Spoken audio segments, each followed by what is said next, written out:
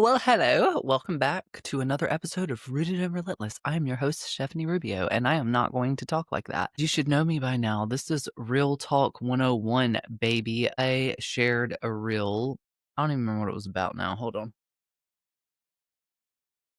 Let me grab my phone here and see what it was.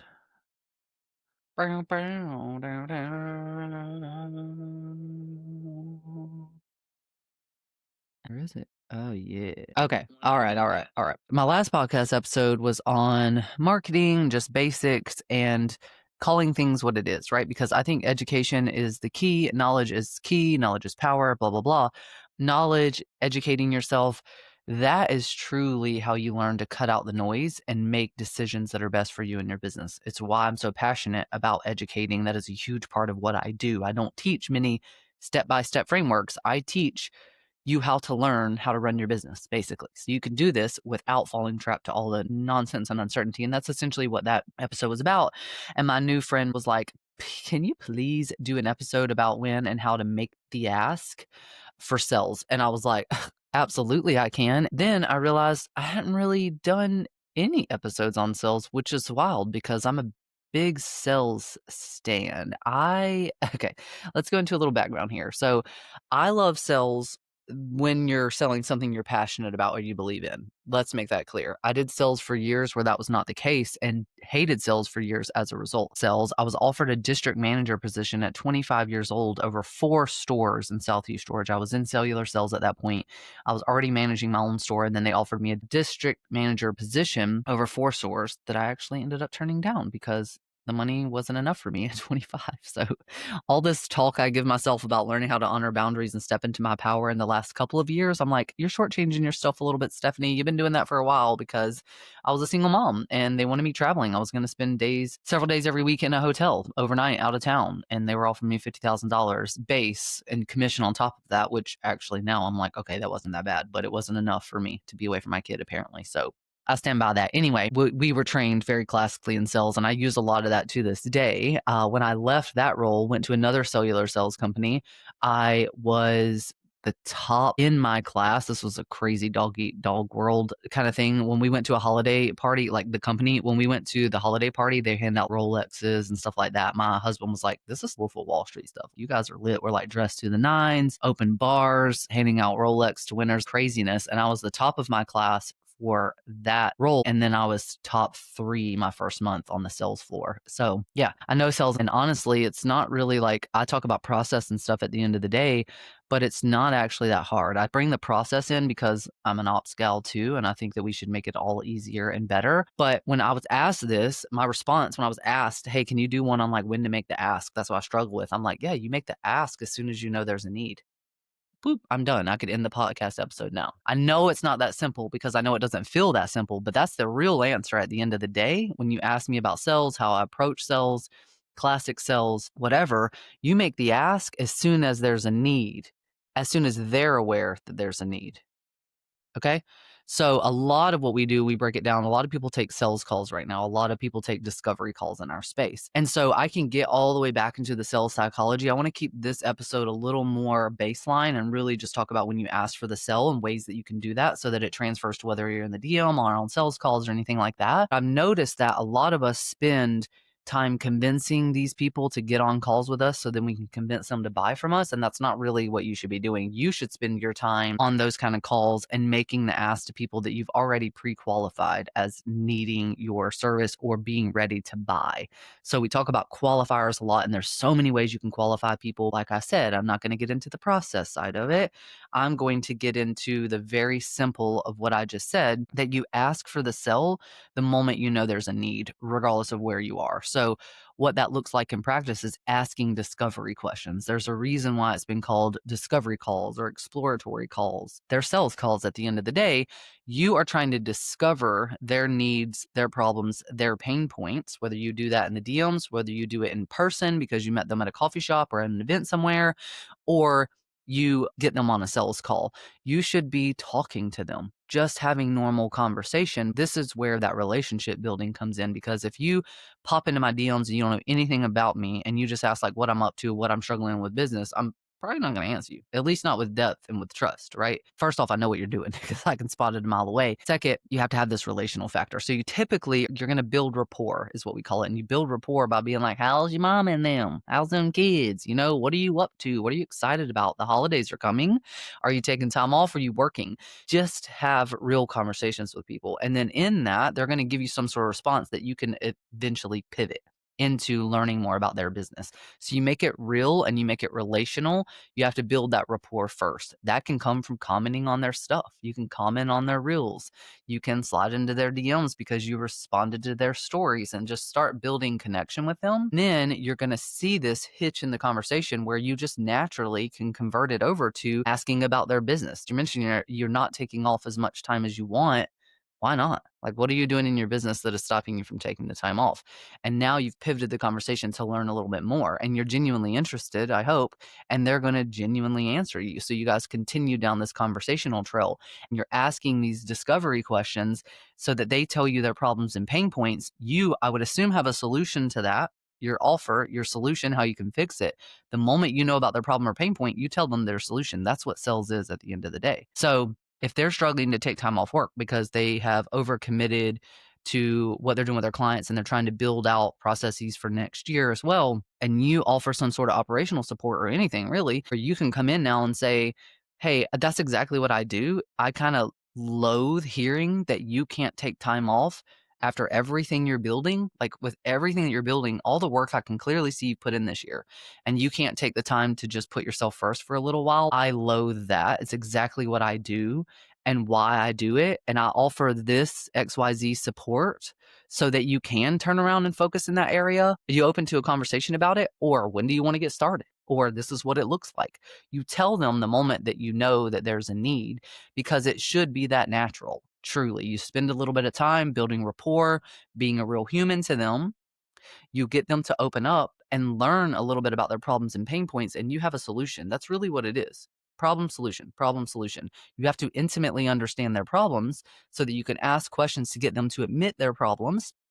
And I call it ammunition. Now you have a handful of ammunition that you just turn around and you spit back at them, telling them your solution and quite simply asking them when they want to get started. You shouldn't overcomplicate it more than that. Typically, where it becomes a struggle with people is fear. You're not convicted in your pricing or what you're offering. So that's where I would start. If you're not sure, you offer something right now, you sell something. Are you sure that that's what people need? If you're sure that that's what people need, you just need to find the people that need it. And the way that you do that is by getting them talking about their problems, making them problem aware if they're not already. They might just know they don't have enough time to take off work. They might not know why. That's not the people you want to have a sales call with, because they still need nurture, and you nurture them through your content and how you build that relationship so that you're not spinning your wheels time. Your content, one piece of content can nurture everyone that falls in that zone versus having to nurture them on and on and on. So what I see a lot of people do is hop on a sales call, like I said, and work on then convincing people. First, we're convincing them to get on a sales call with us. We just want them to get on that call. Then we're convincing them on that call to buy from us. You don't even know their frame of mind yet. Yeah, are they just browsing? Do they have the money? So you want to qualify them before that point. Okay. So ways that you can do that are asking the questions. You can look for buyer cues and signals. The way that they speak. You can have intake forms. You can have both. And then I like to qualify my leads as hot, warm, or cold. Hot, they hit all of it. They're ready to buy. They're problem aware and they need a solution. They're hot. They just need to know it's me. So my content is going to convince some of that. And then I'm going to tell them I have what they need. Here's the offer. Here's how you buy it. Boom. I'll give you a great example. I have a close friend and former client and OBM in the space who I've worked with on different occasions over the past year and a half. And she was on a sales call with someone and realized that that person didn't need her support yet because that person wasn't even clear on a lot of components of where they needed to go. And in that call, she realized like, you need to start there. You need to back it up a little bit and get really clear on like what you want to be doing and when and where and why and all of that. And my friend Stephanie is a strategy ninja and she can help you with that. So she connected us, right? Really grateful, already took care of all that. Thank your people, did that. What I did then is I made some assumptions and I offered ways that they could work with me. I assumed because you're on a sales call with someone that you already have the budget. I also know how much this OBM charges. So I assumed that they already can fit into my budget some way, shape, or form, and that they know their need and they're problem aware. And that's how they got this connection to me. So I didn't ask them to get it on a sales call or learn much more. I did connect with them on Instagram and start conversation. But in that email reply where I was connected,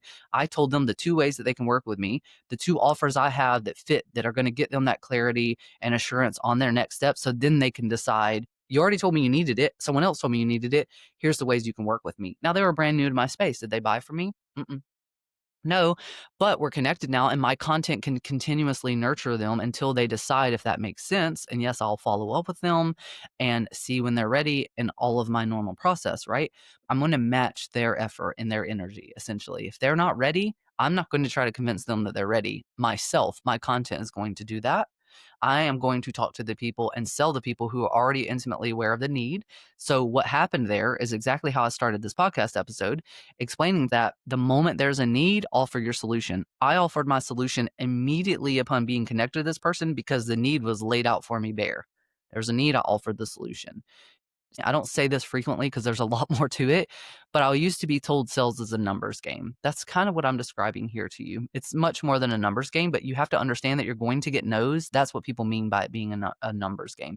You're going to get no's. And if you think about it, the way to get a better conversion rate, to get better yeses, you have to remove the emotion from that. I just described a case where someone didn't buy. You have to learn how to remove the emotion from it and understand that you did what I just said. You heard the need, you offer the solution. They can come to that decision. You can follow up with them, see what's going on, and then keep on and go through your loop again. And you're doing this with everyone. So I remove the emotion from it. I understand that sales is a numbers game. This person wasn't ready. They didn't even know until this connection email with me. Like, we're talking a day or two into them thinking they needed an operations person to actually execute for them. So they hadn't even had time to wrap their head around the fact that that's not what it is. They need to start back at the top and figure out what they even need to be doing in their business to go where they want to grow. You know what I'm saying? And I'm not going to convince them of that. My content is they're going to come to that realization, and then they can buy from me when they're ready. I did what I told you. There was a need. I made the ask. It really is as simple as that. Let me back up and give you another one. So I launched my mastermind recently. I was selling in September. We started in October. And I sold most of them to people I already had built a relationship with over time. Some of them over a year, like from 2024, and this is 2025. There was one person who bought the mastermind and had just started following me. When you start following me on Instagram, I'm going to welcome you to the space. I am going to start a conversation because I'm building this for selling, but I also am truly building a community, and I truly do care learning what people are up to and that the right people are finding me. What's going on with you? What are you excited about? What is your sticking point? So I just start a conversation, and then this person pops in and they see my stories and then they start building a connection.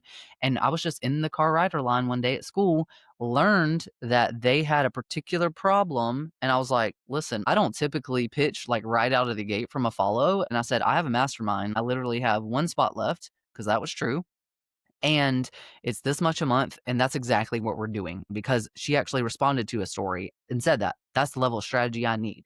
And I was like, huh, cool. This is what we're bringing to the mastermind. You should consider joining. She did. She paid the same day. They were new. My content did its job. They were already knew the gap. When they stated the need, I told them the solution and they bought from me.